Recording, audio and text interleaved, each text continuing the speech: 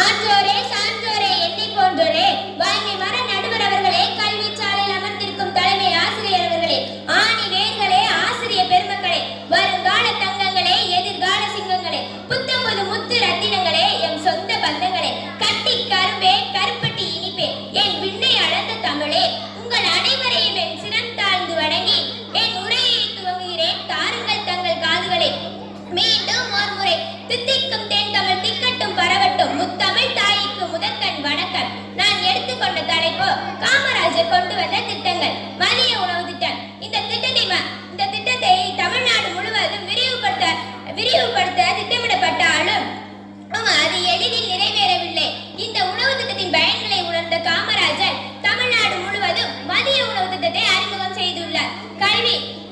கல்வி செல்வம். இவ்வுலகில் அழியாத செல்வம் கல்வி செல்வம் மட்டும்தான். அத்தகைய செல்வத்தை இலவசமாக தந்தவர் தான் காமராஜர்.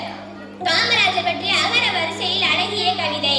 அன்பின் ஆசானாய், ஆரவாரம் இல்லாத மனிதனாய், இசைப்பட வாழ்ந்தவராய், ஈதனுக்கு இலக்கணமானவராய், உள்ளம் தரும் ஊக்கம் தரும் உள்ளத்தினராய், ஊர் தோற்றும் பள்ளியை அமைத்தவராய், எறும்பினை போன்று உழைத்தவராய், ஏரோட்டும் உழவிற்கு நீரோட்டம் தந்தவராய், ஐயம் தீண்டும் அன்பராய், 9 ஆண்டு முதல்வராய், ஓயாமல் உழைத்தவராம், ஔவை வழி நின்றவராம், அக்தே எங்கள் காமராஜராம்.